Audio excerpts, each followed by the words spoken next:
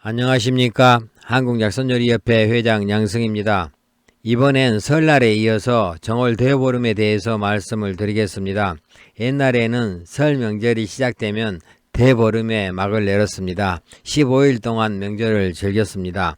겨울철이다 보니까 농한기로 농사일이 별로 없어서 아마 오랫동안 명절을 즐기지 않았나 짐작해 봅니다. 대보름을 끝으로 해서 모든 애군을 떨쳐버리고 새로운 한 해를 본격적으로 시작하게 됩니다. 그럼 대보름에 대해서 말씀드리겠습니다. 정월 대보름은 설을 세고 나서 설 명절이 끝나는 날입니다. 한자어로는 상온이라고 합니다. 이 만월, 즉 큰 달은, 이 둥근 달은 농경사회였던 옛날에는 풍요와 다산을 상징하기 때문에 명절은 주로 보름에 들어 있습니다. 정월 대보름은 달이 지구하고 가까워서 이 1년 중에 이 가장 크고 또 첫 보름이라는 점에서 특별히 대보름이라고 이렇게 부릅니다. 최초의 기록을 보면은 삼국유사에 나오는데 신라의 21대 소지왕의 고사입니다. 왕비하고 승려의 간음을 알려서 목숨을 구해준 까마귀에게 보답하기 위해서 이날을 오기일로 이렇게 명하고 약밥을 지어서 제사를 올렸다는 그런 기록이 있습니다.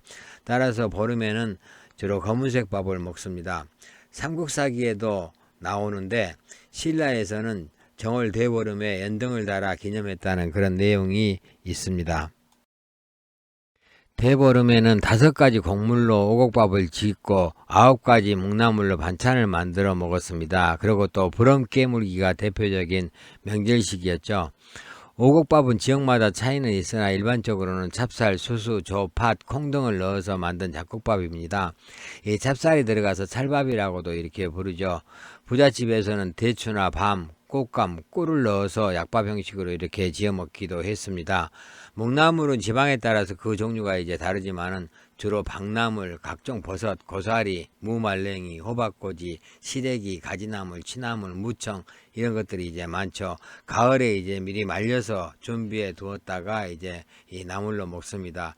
이런 묵나물은 대보름에 먹으면은 여름에 더위를 타지 않는다고 이렇게 여겼습니다. 또 오곡밥과 묵나물은 성씨가 다른 3집 이상의 집밥을 먹어야 좋다고 해서 백가반 풍속이 있었습니다. 그리고 또 복삼이라고 해서 오곡밥을 싸먹는 그런 풍습이 있었는데 농촌에서는 배춧잎에 싸고 해안지방에서는 김에 싸고 산촌에서는 취나물에 이렇게 싸서 먹었습니다. 그리고 대보름날 아침이 되면은 부럼을 깨는 그런 풍습도 있었죠.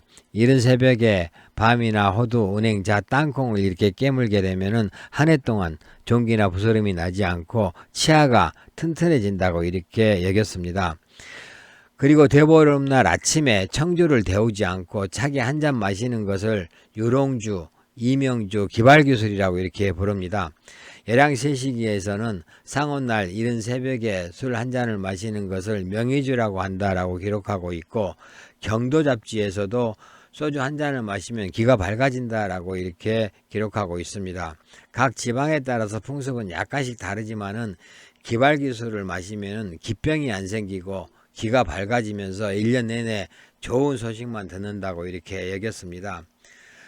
반면에 또 금기 음식도 있었죠. 파래를 먹으면 논밭의 잡초가 무성해진다고 해서 먹지 않았고 매운 음식은 피부병을 유발하고 벌레에 물리기 쉽다고 해서 먹지 않았고 또 찬물을 마시면 일할 때 소나기가 온다고 여겼고 숭늉을 먹으면 게으름을 피운다고 해서 먹지 않았다고 합니다. 정월 대보름에 먹는 우리나라 음식들입니다. 쌈, 복쌈도 있고 그 다음에 묵나물들이 있고 또 이 잡곡밥이 있죠. 대보름의 풍습을 보겠습니다. 대보름날 저녁에는 달맞이를 하는 그런 풍습이 있었습니다. 이 초저녁에 달이 뜨기 전에 산이나 동산 등 높은 곳으로 이렇게 올라가서 보름달이 떠오르는 순간에 농악대 중에서 상세가 악기를 울리면은 달맞이하러 나온 사람들이 모두 머리를 숙이고 마음속으로 이렇게 소원을 빌었습니다. 그리고 또 지불놀이가 대표적이죠. 보름 전날에 논둑이나 밭둑에 불을 붙이고 이 깡통에 불을 담아서 흔들면서 노는 그런 놀이입니다. 지금은 이제 화재 위험 때문에 금지되어 있습니다만은 옛날에는 참 많이 했었습니다. 이 놀이는 이 농가 밭에 해충을 태우는 그런 지혜가 담겨 있기도 합니다. 마지막에는 이제 동네별로 하는 횃불 싸움이 이제 절정을 이루죠. 그리고 달집 태우기 행사도 있었는데 지금은 이제 각 지방별로 민속놀이로 어떤 정해놓고 이렇게 하는데 집으로 만든 달집을 마을 어귀나 동산, 모래사장 등에 이렇게 세워놓고 태우는 행사입니다. 달집이 타면서 모든 애군이 다 없어지고 집안에 평안하고 이 풍년이 그에 든다고 이렇게 여겼습니다. 그리고 대보름 전날을 작은 보름이라고 이렇게 부르는데 이날 수수대를 잘라서 물감으로 채색한 후에 벼, 보리, 밀 등의 어떤 이상 모양을 만들어서 집단에 꽂아 세워두었는데 이것은 이제 모든 곡식이 풍성하게 여물어 줄 것을 기원하는 그런 의미라고 합니다. 대보름의 달빛이 질병이나 재해, 불행을 없애준다고 이렇게 여겼기 때문에 농촌에서는 풍년을 기원하고 어촌에서는 풍어가 되길 바라는 마음에서 각 마을마다 동제를 지냈습니다. 서해안 지역에서는 정초에 무당을 불러서 풍어제를 크게 지내왔는데 한 해 동안 무사안녕을 빌고 만선을 기원하는 그런 구슬을 했다고 합니다. 남해안 지방에서는 추석과 함께 대보름에도 여인들이 모여서 강강수월래 놀이를 했는데 이 강강수월래는 임진왜란 때 이순신 장군이 군사놀이로 장안했다는 그런 설이 있고 마한 때부터 전승된 가장 오래된 민속 중의 하나라는 그런 설도 있습니다. 또한 달을 맞이하고 추수를 감사하는 그런 의식에서 나왔다는 설도 있습니다. 이 한자어로는 강한 오랑캐가 물을 건너온다라는 그런 뜻이라고 합니다. 그리고 정월 대보름에 둥근 달을 보고 절을 하면서 소원을 빌기도 했는데 이 소원을 빌면은 소원이 이루어진다고 이렇게 생각을 했고 또 설날부터 행한 풍습으로 보름까지 복조리를 돌리는 그런 풍습이 있다고 합니다. 정월 대보름과 관련된 속담들이 있는데 설은 나가서 세워도 보름은 집에서 세워야 한다라는 그런 속담이 있고 설은 지려야 좋고 보름은 밝아야 좋다라는 그런 속담도 있습니다. 그리고 또 개 보름 새도 단다라는 그런 속담도 있는데 이것은 보름의 개를 굶기는 그런 풍습에서 나온 속담입니다. 월견상극이라는 그런 풍속이 있는데 달과 개는 서로 상극이라 여겨서 이 정월 대보름 날엔 개에게 아침밥을 주지 않거나 온종일 굶겼다고 합니다. 이 옛사람들은 개에게 밥을 준다는 것은 여자의 본질인 음의 에너지원을 개에게 빼앗기는 것으로 그렇게 여겨서 이 월식도 개가 달을 먹었기 때문이라고 이렇게 여겼다고 합니다. 대보름이 되면은 풍년과 집안의 만사 형통을 위해서 용궁맞이를 하는 그런 풍속도 있었는데 예량세시기에 보면은 깨끗한 종이에 흰 밥을 싸서 물에 던지는 것을 어부슴이라 한다라고 이렇게 기록하고 있습니다. 즉 어부슴은 이 용궁맞이 행사로 대보름날의 액마기를 위해서 이 강물에 조밥을 뿌리는 그런 풍습을 이야기합니다. 농사에서 가장 중요한 이 동물이 소죠. 이 대보름날 아침에 찰밥과 나물을 이렇게 담아서 소에게 주었는데 소가 밥과 나물 중에서 어느 것을 먼저 먹는가에 따라서 그의 농사의 풍요를 점치기도 했습니다. 그리고 또 보름밥은 이 여러지 밥을 먹어야 좋다고 여겼죠. 그래서 보름 전날 밤에는 동네 애들이 집으로 엮은 그 옷을 둘러입고 사자 모양을 하고 집집마다 돌아다니면서 보름밥을 얻어와서 비벼 먹는 그런 풍습도 있었습니다. 그리고 또 밥서리를 하는 그런 풍습이 있었죠. 그래서 이 아이들을 위해서 보름에는 이 마루나 부뚜막 등 가져가기 쉬운 곳에 이렇게 오곡밥과 나무를 놓아두기도 했었습니다. 그리고 또 옛날에는 참새가 되게 많았죠. 그래서 곡식 피해가 심했습니다. 따라서 정월 대보름날 새쫓기 행사를 했는데 이 행사는 아이들이 이제 논이나 들에 나가서 소리를 지르면서 새 쫓는 그런 신용을 했습니다.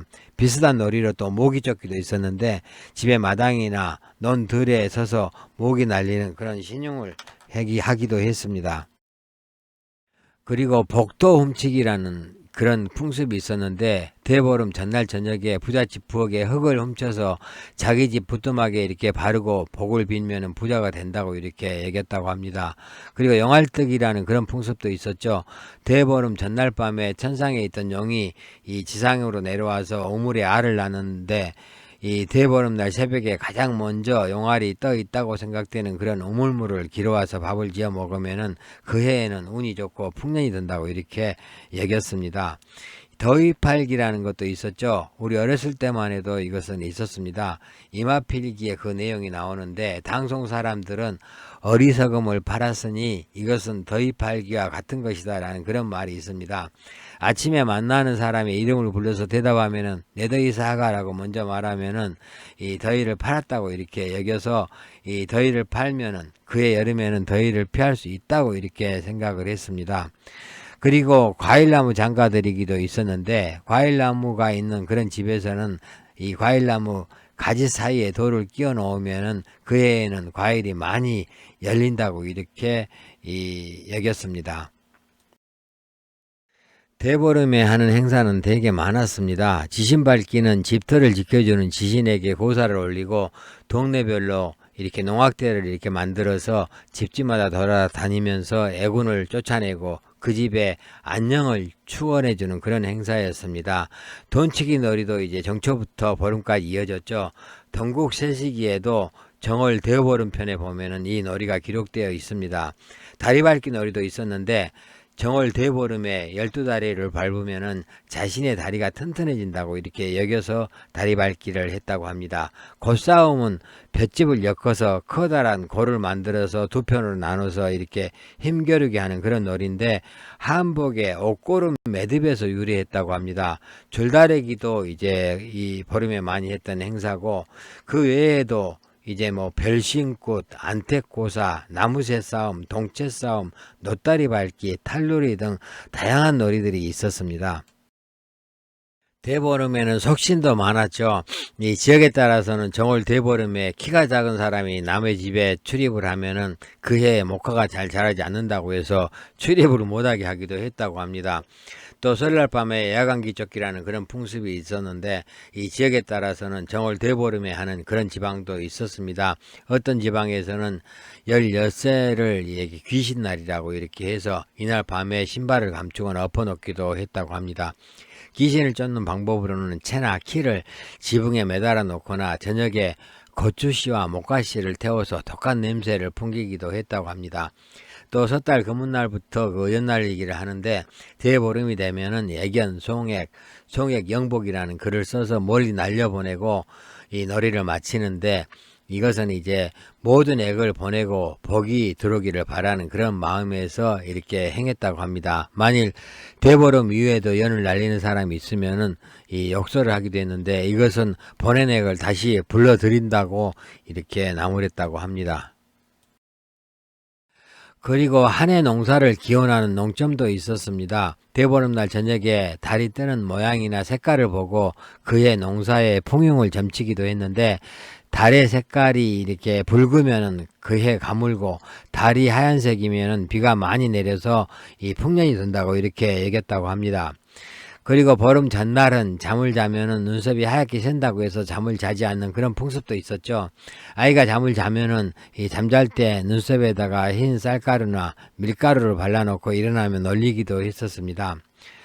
마을에서는 동제를 지내고 난 후에 재물을 깔았던 백지를 가지고 가서 사용을 하면 공부를 잘 한다는 그런 속신도 있었습니다. 아들이 없는 집에서는 불종지를 가지고 가면은 아들을 본다는 그런 속신도 있습니다.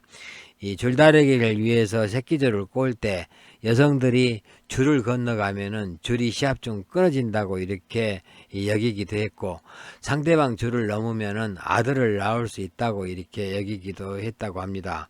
또 이긴 편의 줄에 집을 지붕 위에 올려놓으면은 관운이 트이고 일이 잘 된다는 그런 속신도 있었습니다. 중국의 대보름 풍속을 한번 보겠습니다. 중국에서는 대보름을 원소절 또는 등불의 날이라 해서 등롱절, 상온절이라고 이렇게 부릅니다. 이 유래를 보면은 이 원소절은 상고시대부터 농사를 짓던 사람들이 들판에서 벌레를 태우면서 올해에는 해충이 좀 줄어들고 풍성한 수확을 거두기를 기원하면서 집에도 불을 밝히면서 이렇게 시작되었을 것으로 추정이 됩니다. 다만 이제 세시 풍속을 원소절로 지정하는 것은 이 한나라 때 문제였다고 합니다.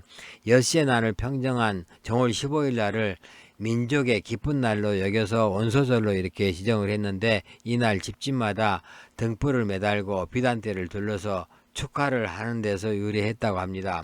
또 다른 그런 유래로 보면은 옛날 천궁을 지키던 이 신조가 길을 잃고 세상에 내려왔다가 사냥꾼의 그 화살을 맞아서 죽었는데, 옥황상제가 이 대노해서 정월 보름에 불을 질러서 인간들을 벌하라고 했는데, 이 옥황상제의 딸이 이영을 무릅쓰고 인간들에게 이 사실을 알려줘서 한 노인의 기지로 집집마다 이렇게 붉은 등농을 내걸고 폭죽을 터뜨려서 불꽃을 올려가지고 이미 불이 난 것처럼 이렇게 보이게 해서 이렇게 이 옥황상제의 벌을 피했다는 그런 그 설도 있습니다. 또 원소는 상온절의 밤이라는 그런 뜻이지만은 북방에서는 쌀가루를 물에 익혀서 속에 이 소를 넣고 둥글게 만든 것을 말합니다. 이 물에 삶아서 탕으로 만들어 먹는데, 남방에서는 탕이안이라고 하고 물에 삶지 않고 기름에 튀겨서 먹기도 하는데, 이런 풍습으로 인해서 원소절이라고 이렇게 불렀다라는 그런 설도 있습니다. 원소절에는 등농을 집집마다 걸어놓거나 또 들고 다니기도 해서 등농절이라고도 합니다. 등농은 둥글게 만들기도 하지만 사람 모양이나 잉어, 동물 모양 등 다양하게 만드는데, 원소절 저녁이 되면은 거리나 공원, 사찰 등에는 가지각색의 오색 찬란한 연등과 이 등불을 곳곳에서 볼 수가 있습니다. 또 이날은 미혼 남녀가 서로 만날 수 있는 기회가 별로 없지만은 이날만큼은 젊은 여자들도 자유롭게 활동이 허용되기 때문에 밤 늦게까지 등불 구경도 하고 야시장 구경도 하면서 남녀가 자연스럽게 만날 수 있었다고 합니다. 그리고 또 이 대보름에 수수께끼풀이라는 그런 놀이도 즐겼는데, 중국말로 차이떡미라고 이렇게 합니다. 이 놀이는 춘추 전국 시기부터 시작되었다고 하는데, 해악 풍자, 지혜를 겸비한 놀이로 이 수수께끼를 등불에 매달아 놓고 화살로 쏘아 맞힌 등에 있는 문제를 풀면서 노는 놀이라고 합니다. 이 사자춤 놀이도 있었는데, 사자 탈을 쓰고 사자춤을 이렇게 추는 그런 이 놀이인데, 요즘도 이제 민속놀이로 가끔 하기도 합니다. 그리고 등불을 띄워 보내면서 이렇게 노는 놀이도 있는데, 종이를 붙여서 만든 등 모양의 기구에 불을 붙여서 밤하늘에 띄워 보내는데, 천등이 높이 날아갈수록 더 많은 행운을 가져다 준다고 여겼다고 합니다. 중국 대보름 풍속 사진들입니다. 이 등불을 많이 매달아 놨고, 또 이 사자 탈을 쓰고 사자춤 놀이도 하고, 그 다음에 이제 먹는 음식으로 탕이안이 이렇게 있습니다. 정월 대보름에 대해서 말씀을 드렸습니다. 이번 이 대보름을 맞이해서 몽나물도 많이 드시고 또 오곡밥도 많이 드시고 이 달을 보면서 소원도 빌어보시기 바라겠습니다. 감사합니다.